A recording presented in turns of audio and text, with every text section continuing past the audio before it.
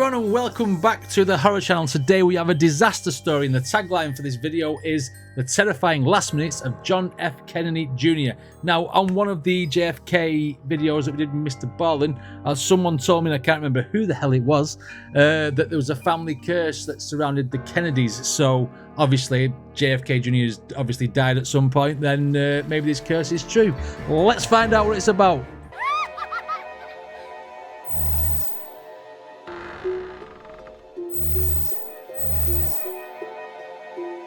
Okay, let's see what the terrifying last minutes of John F. Kennedy Jr. was.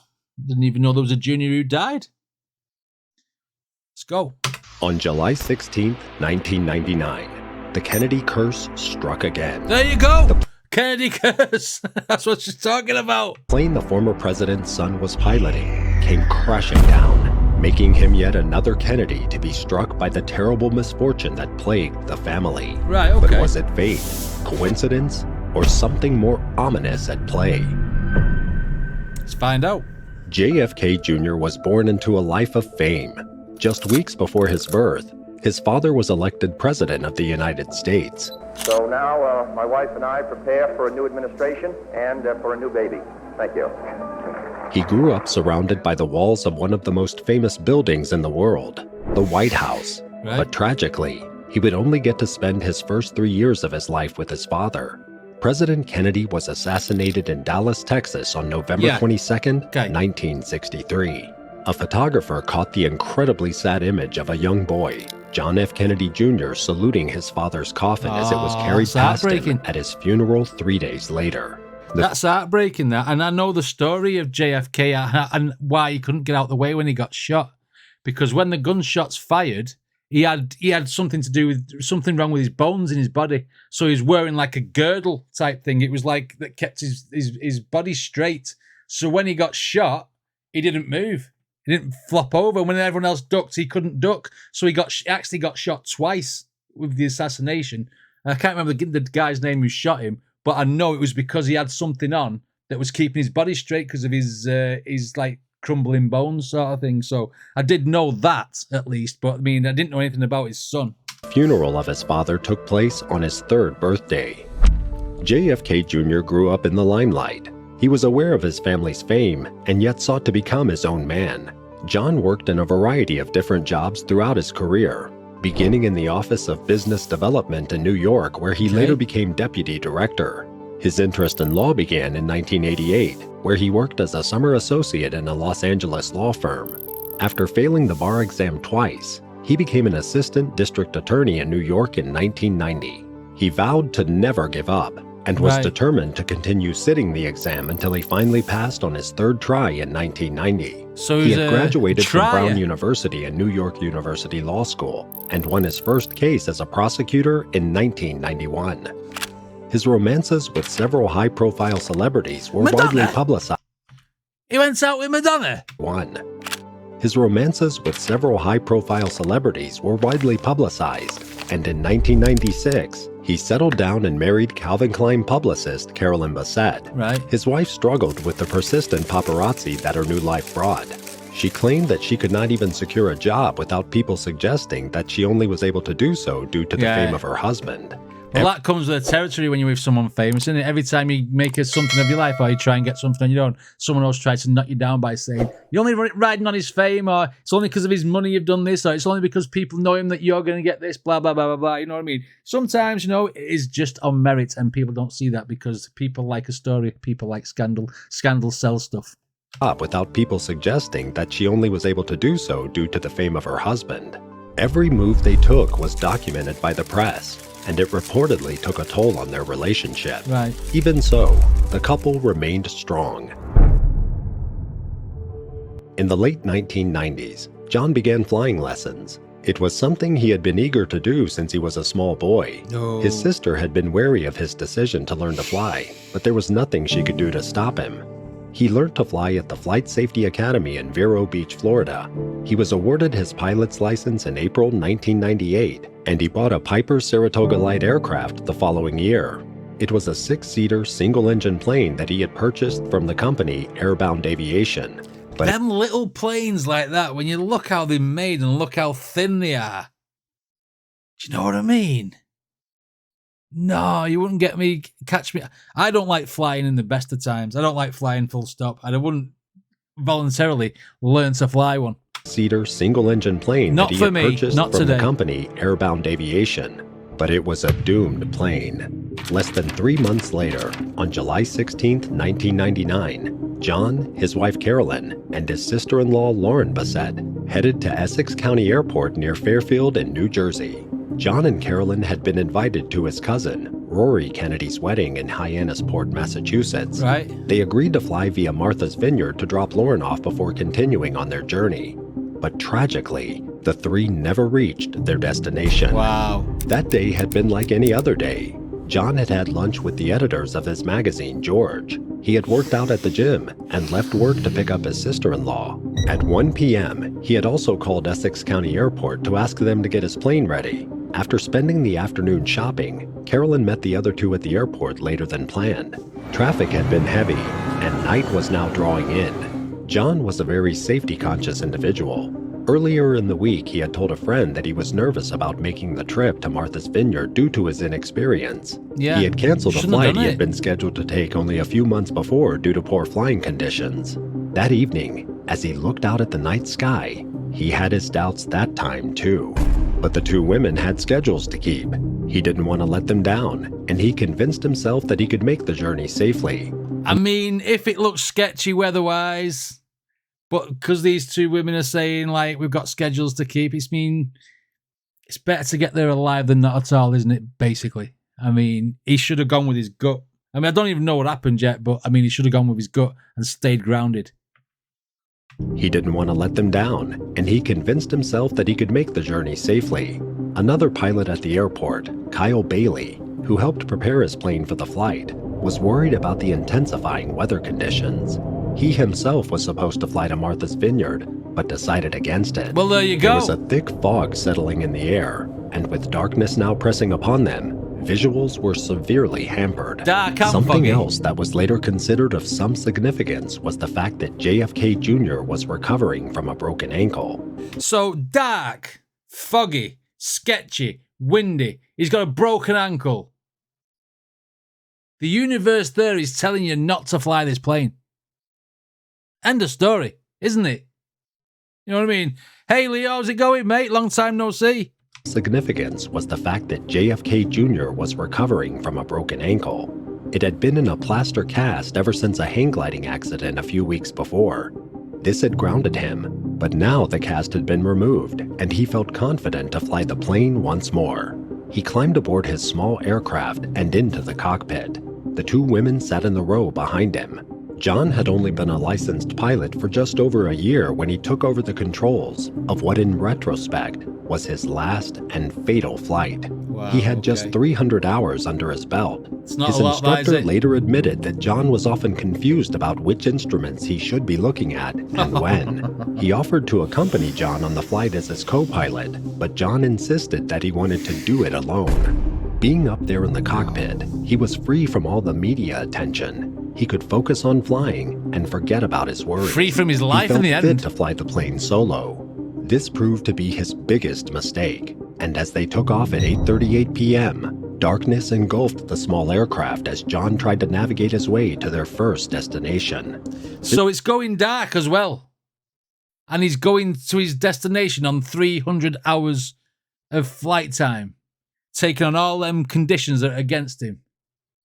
And to add to that is the fact that he doesn't even know which instruments he should be looking at. He should have took the co-pilot.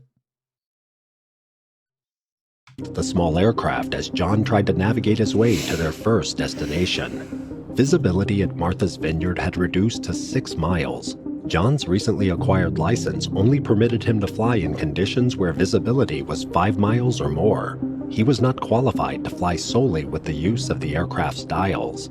John was only a VFR-rated pilot. This meant that he was only permitted to fly following specific guidelines using visual references. Following this certification, pilots can then apply to become IFR-rated pilots, which stands for Instrument Flight Rules. These pilots can operate a plane without looking out the window and relying solely on instruments. He should have reached Martha's Vineyard in 1 hour, but the weather was deteriorating, and John had not marked an appropriate flight plan. There were also reports that he failed to communicate with anyone via radio during the flight. This meant that he didn't receive weather updates during the journey. Other small aircraft in the area at this time headed inland when the fog descended. John did not. After 62 minutes of flying and just 20 miles to go. Right, so basically, it's foggy. He cannot see past 5 miles. He's not qualified to be flying using just the instruments. Everyone else who's experienced went inland and landed and grounded themselves. Right, this is purely an ego trip. This is someone who was, I'm going to sort this, I'll do it myself. Aircraft in the area at this time headed inland when the fog descended. John did not. After 62 minutes of flying and just 20 miles to go, John checked in with Martha's Vineyard Airport and descended as he made his approach. But something suddenly went drastically wrong. No one knows exactly what happened, but experts believe that JFK Jr. suffered from spatial disorientation. For a pilot without IFR certification behind the controls of a complex aircraft, it can be difficult to determine exactly where you are in the night sky. A case of black hole vertigo suddenly overcame the former president's son. He couldn't tell which way was up and which way was down. The black sea and the black sky merged as one. The dials were telling him one thing, and his mind and instinct another. Oh my God. For an inexperienced pilot, it is difficult to trust the dials on the dashboard in front of you when you feel that the plane is doing something else. There was a three-way disconnection between reason, instinct, and reality. Pilots may feel like the plane is veering to the right, despite the dials telling them otherwise. They instinctively adjust the controls to compensate for the perceived veering. Always trust your instruments. Which can quickly cause them to lose control of the aircraft as they overcompensate unnecessarily. He began to bring the plane lower in the sky at a rate of 700 feet a minute. At 9:34 p.m., the aircraft was at an altitude of 2,300 feet. That's not high 5 minutes as hell. later, John veered the aircraft to the right and shot up to 2,600 feet. At 9:40 p.m., he lurched to the left. He was having trouble making out exactly where he was in the night sky. The weather conditions reported that night were enough to cloud his judgment and send the plane crashing off the radar. In less than 30 seconds, the Piper Saratoga plummeted 700 feet and smashed into the Atlantic Ocean just 8 miles from shore. Wow. No Mayday message was sent out. It seems there was no time to react to the sudden drop in altitude, and John failed to straighten the plane. Kyle Bailey, the pilot who had watched as the 38-year-old Kennedy left the tarmac at Essex County Airport, suspected that the plane was upside down moments before it crashed. Disoriented, John had pulled back on the yoke, which only... Is nobody telling him in the cockpit that he's upside down? Because surely, if you sat in a plane upside down in a chair, like, the women's hair would be sticking up like that, like, obviously because they're upside down, you know, and they'd feel that they were, like, off their seats, like, John, we're upside down, mate. We're upside down. What you doing? Do you know what I mean? What's going on? Moments before it crashed. Disoriented, John had pulled back on the yoke, which only intensified the dive. The plane made a diving flight at a speed of 4,700 feet per minute. Oh, I smashed the a bit, last radar signal registered the plane at an altitude of 1,100 feet before it hit the surface of the ocean rock hard at 79 feet per second. Upon impact with the ocean, the wings separated from the fuselage, and the 3 occupants were pushed forward in their seats and suffered catastrophic injuries. The plane then sank to the depths. When they didn't arrive at Martha's Vineyard, a search party was sent out to find the missing plane. No chance. Coast Guard and Air Force personnel scoured the sea and the skies off the coastline. The following day, searchers picked up aircraft debris and a black suitcase belonging to Lauren. Hopes for the crew's survival faded. 3 days after the crash, on July 19th, sonar from the NOAA vessel Rude picked up a debris field on the seabed. Divers descended to 120 feet, and on July 21st, the 3 bodies were pulled from the twisted metal of the torn and battered fuselage. I was just going to ask that, was the bodies actually found or not? Wow.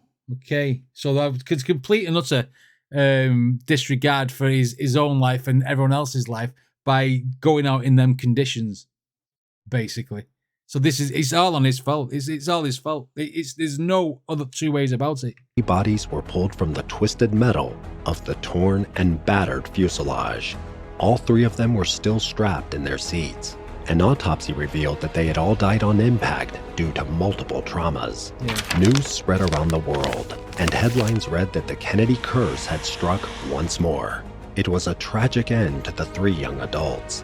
John had been 38 years old, his wife just 33, and his sister-in-law 34. But with such a high-profile tragedy came many conspiracy theories. Some believed that he intentionally crashed the plane because he was struggling in both his marriage and work life. But others dispute this, as he was about to celebrate the wedding of his cousin. He and his wife were on good terms, and his magazine, George, had recently overcome some difficulties. It was a time for celebration, not despair. Others believed that the plane was tampered with. Those who opposed the Kennedy family and were worried that JFK Jr. would succeed in becoming president one day due to his immense popularity were blamed for the crash. Some said that they witnessed... See, some people can't just let go of the situation for what it is. You always have to find someone else to blame. You know, sometimes it is down to that individual, like I said before, and if he's like been stupid enough to like not take everything into consideration, then, you know, the blame has to fall solely with him. I mean, people don't want to talk bad of like presidents or the president's family or the president's son or whatever. And it's like, you know, see it for what it is, not what you can sell. Due to his immense popularity, were blamed for the crash. Some said that they witnessed an explosion in the sky around the time John's aircraft went down. According to another theory, others may have been responsible for trying to silence him about his father's passing. John had once been obsessed with finding out the truth behind his father's loss. He was determined to get all the facts, a dangerous obsession if those responsible were still alive. But investigations revealed that the plane had not been tampered with, and there had been no explosion before it fell from the sky. Furthermore, the aircraft had passed a safety inspection less than a month earlier, and so mechanical failure was ruled out. Fans of JFK Jr. optimistically claim that he is alive today and hiding somewhere in the remote wilderness of Pennsylvania. Oh, yeah. He's probably sat there in Graceland with Elvis as well. People don't half make up some crap, don't they? He is alive today and hiding somewhere in the remote wilderness of Pennsylvania, where he leads a lonely life, far away from the media and unwanted attention. On July 22nd, John's ashes were scattered at sea off the coast of Martha's Vineyard. There was a disagreement over whether he should have a public or private memorial service. In the end, it was an invite-only occasion, and hundreds of mourners attended the service at the Church of St. Thomas More, a church he had frequented before. At his memorial service, his uncle Ted Kennedy said that John F. Kennedy Jr., like his father, had every gift but length of years.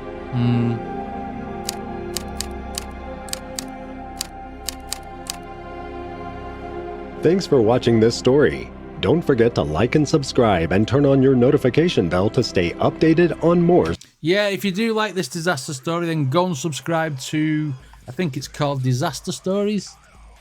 Disaster Stories. So if you like that, go and subscribe to them and, you know, give them the click and you can watch some more of their videos. Yeah, I mean, they say this is a curse. This was just somebody being a bonehead, to be honest. Doing what he wanted to do when he wanted to do it and, you know, ignoring the elements, which is a bit... Nah, not having it. Not having it. This guy was irresponsible. There's no two ways about it. There's so many people talking there like it was a conspiracy theory and you can't think bad of it, this, that, and the other. People make mistakes. Everybody's human and it happens. Anyway, what did you guys think of this video? Let me know in the comments. And if you want to check out any more from these disaster stories, there'll be a playlist right up there. Don't forget to subscribe and I shall see you on the next video.